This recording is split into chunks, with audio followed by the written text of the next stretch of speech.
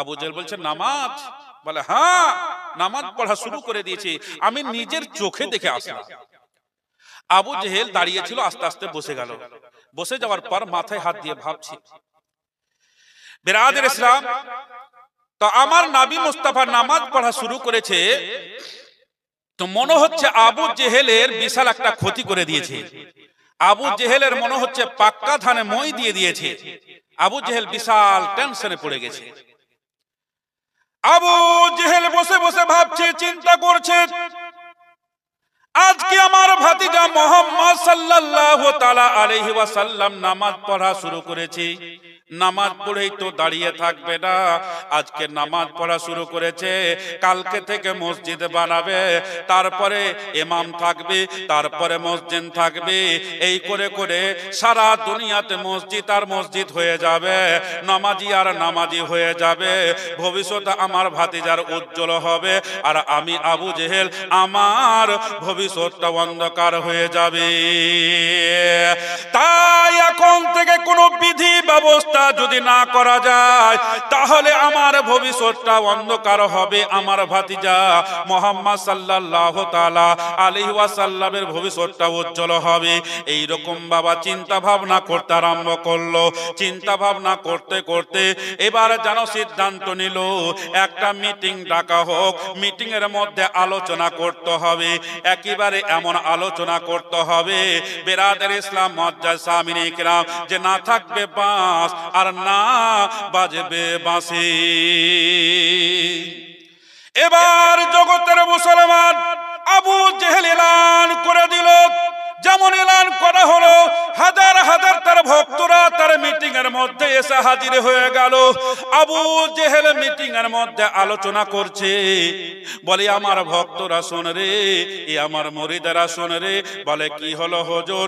বলে আজকের মিটিংটা এই জন্যই ডাকা হয়েছে, আমার ভাতিজা মুহাম্মদ সাল্লাল্লাহু তাআলা আলাইহি ওয়াসাল্লাম নামাজ পড়া শুরু করে দিয়েছে, তাই নামাজ পড়ে তো আর বসে থাকবে না, আজকে নামাজ পড়া শুরু করেছে, কালকে থেকে মসজিদ বানাবে, তারপরে ইমাম থাকবে, তারপরে মসজিদ থাকবে, এমনি করে সারা দুনিয়াতে মসজিদ আর মসজিদ হয়ে যাবে, নামাজি আর নামাজি হয়ে যাবে।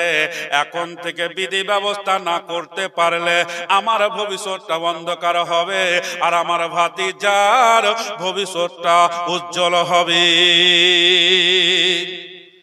এই জন্য মিটিংটা ডেকেছি। আচ্ছা বাবা, তোমাদের মধ্যে কেউ বলতে পারো, কেউ দায়িত্ব নিতে পারো, আমার ভাতিজা মুহাম্মদ সাল্লাল্লাহু তাআলা আলাইহি ওয়াসাল্লাম কি যদি মার্ডার করার দায়িত্ব নিতে পারো, তাহলে তাকে মোটা অঙ্কের যে দায়িত্ব নেবে তাকে মোটা অঙ্কের ইনাম দেওয়া হবে, এত মোটা অঙ্কের ইনাম দেওয়া হবে, সারা জনম বসে বসে খেলেও তার টাকা শেষ হবে না। আবু জেহেল বলল, বাবা, হাজার হাজার ভক্তরা সবাই কান খুলে শুনলো, কেউ যেন আমার নবী মুস্তাফাকে মার্ডার করার দায়িত্ব নিল না, কেউ যেন বাবা সাড়া দিল না। আবু জেহেল আবার চিৎকার করে বলছে, আচ্ছা তোমরা হাজার হাজার আমার ভক্তরা মিটিং এর মধ্যে হাজির আছো, আচ্ছা বাবা তোমাদের মধ্যে কেউ দায়িত্ব নিতে পারো, আমার ভাতিজা মুহাম্মদ সাল্লাল্লাহু তাআলা আলাইহি ওয়াসাল্লাম কি মার্ডার করা দায়িত্ব যদি নিতে পারো, মোটা অঙ্কের ইনাম দেব রে। আবু জেহেল বলল, বাবা কেউ দায়িত্ব নিল না, কেউ সাড়া দিল না। এবার তখন আবু জেহেল বলছে, একটু বড় করে টোপ দিতে হবে, না হলে এদের জবান খুলবে না, মুখটা খুলবে না, দায়িত্ব নেবে না। আবু জেহেল আবার চিৎকার করে করে বলছে, এ আমার ভক্তরা শোন, আমার ভাতিজা মুহাম্মদ সাল্লাল্লাহু তাআলা আলাইহি ওয়াসাল্লামকে যে মার্ডার করার দায়িত্ব নেবে তাকে মোটা অঙ্কের ইনাম দেব। শুধু তা নয়, আমার একমাত্র বেটি আছে, সুন্দরী বেটি, যার নাম হলো আউজারা, আমার বেটি আউজারার সঙ্গে বিয়ে দিয়ে আমি আবু জেহেল তার জামাই বানাবো। এবার বাবা একটা পাতলা দুবলা ছেলে, 20 থেকে 22 বছর বয়স হবে, ছেলেটা দায়িত্ব নিল। বলছে, হুজুর আমি দায়িত্ব নিলাম আপনার ভাতিজা মুহাম্মদ সাল্লাল্লাহু তাআলা আলাইহি ওয়াসাল্লামকে আমি মার্ডার করে দেব। আবু জেহেল বলছে তুই দায়িত্ব কেন নিলি? হাজার হাজার আমার ভক্তরা আছে, কেউ দায়িত্ব নিল না, মুখের জবান খুললো না। তুই একটা পাতলা দুবলা ছেলে, 20 থেকে 22 বছর আন্দাজ করলাম তোমার বয়স হবে, কিন্তু তুমি কেন দায়িত্ব নিলে? ছেলেটা বলে হুজুর গো, মারতে গেলে মার খেতে হয়, আর মারতে গেলে মরতেও হয়, এই জন্য কেউ দায়িত্ব নিচ্ছে না। এখন যদি মারতে গিয়ে মা মরে যায়, তাহলে তার বিবি আছে, তার জন্য কাঁদবে, তার বিবি বাচ্চা আছে, ছেলে মেয়ে আছে, তার জন্য কাঁদবে, তার বাবা মা আছে, তার জন্য কাঁদবে, তার দাদা দাদি আছে, তার জন্য কাঁদবে। আর আমি যদি মারতে গিয়ে মরে যাই, আমার বিবি নাই যে আমার জন্য কাঁদবে, আমার ছেলে নাই মেয়ে নাই যে আমার জন্য কাঁদবে, আমার বাবা মা দুনিয়াতে বেঁচে নাই যে আমার জন্য কাঁদবে, আমার দাদা দাদি দুনিয়াতে নাই যে আমার জন্য কাঁদবে। এই জন্য আমি দায়িত্বটা নিলাম, মারতে গিয়ে যদি মরে যায় ঝামেলা সাফ হয়ে যাবে, আর যদি মার্ডার করে দিতে পারে বড় লোকের জামাই হব, পয়সাওয়ালা হয়ে যাব। এই জন্য আমি দায়িত্বটা নিলাম। বলে ঠিক আছে। এবার ছেলেটা বলছে, বিরাদর ইসলাম, ছেলেটাকে আবু জেহেল বলছে তুই পারবি তো? মানে দেখে তো মনে হয় না যে ছেলেটা পারবে, মানে খুব পাতলা দুবলা ছেলে, তো দেখে মনে হয় না যে এত বড় কাজ করতে পারবে। আবু জেহেলের সন্দেহ হচ্ছে, তো জিজ্ঞাসা করছে পারবি তো? বলে হ্যাঁ পারবো, মানে অবশ্যই পারবো, 100 বার পারবো, 1000 বার পারবো, কারণ আমার কাছে এমন একটা অস্ত্র আছে, এইরকম অস্ত্র বুঝে মক্কা শহরে কারো কাছে নাই। বলে এমন একটা অস্ত্র আছে তোর কাছে যে মক্কা শহরে কারো কাছে নাই, এইরকম দামি অস্ত্র? ছেলেটা তখন আরো বুকটা ভরে গেল, তখন মনটাকে বড় করে বলছে গলার আওয়াজ ছেড়ে যে মক্কা শহর তো দূরে কথা, আপনার কাছেও বুঝি এইরকম অস্ত্র নাই। তখন আবু জেহেল বলছে তুই আমাকেও চ্যালেঞ্জ করলি, তা আগে তোর অস্ত্রটা নিয়ে আয়, অস্ত্রটা আমাকে দেখা। ছেলেটা বাড়ি গেল, বাড়ি যাওয়ার পর একটা বস্তাতে করে অস্ত্রটা নিয়ে আসলো আবু জেহেলের কাছে। আবু জেহেল বলছে অস্ত্রটা বের কর। অস্ত্রটা বস্তা থেকে বের করলো, তা আবু জেহেল দেখে অবাক হয়ে গেল, আশ্চর্য হয়ে গেল। এই জন্য আবু জেহেল আশ্চর্য হলো, অস্ত্রটা দেখতে আপনার হাঁসুয়ার মতো নয়, অস্ত্রটা দেখতে আপনার তলোয়ারের মতো নয়, অস্ত্রটা দেখতে আপনার ভুজালের মতো নয়, অস্ত্রটা দেখতে বল্লমের মতো নয়, অস্ত্রটা দেখতে কোনো নেজার মতো নয়, অস্ত্রটা দেখতে আপনার ফারসার মতো নয়, অস্ত্রটা দেখতে আপনার কুড়ালের মতো নয়, অস্ত্রটা হলো সম্পূর্ণ আলাদা। আবু জেহেল বলল আমি অস্ত্রটা দেখলাম, দুনিয়ার কোন অস্ত্রের মতো হয় না, দুনিয়ার কোন অস্ত্রের মতো লাগে না, দুনিয়ার কোন অস্ত্রের সঙ্গে মেল নাই। আমি নিজের চোখে দেখলাম, অস্ত্রটা দেখে মনে হচ্ছে একটা কাটা উটের মাথার মতো। অস্ত্রটা দেখতে মনে হচ্ছে একটা কাটা উটের মাথা পড়ে আছে, এইরকম দেখতে আশ্চর্য জিনিস, আশ্চর্যজনক এই অস্ত্র। আবু জেহেল বলছে যা পারিস তো তুই পারবি। ছেলেটা তখন বলছে যে আমি মারবো, শর্ত আছে 3টা। আবু জেহেল বলছে এই তো পারবি না বলে তাল বাহানা শুরু করে দিয়েছিস। বলছে তাল বাহানা বলেন আর যাই বা বলেন, 3টা শর্ত না মানলে আমি কিন্তু মার্ডার করতে পারবো না। বলে কি শর্ত? আগে শর্তটা বল।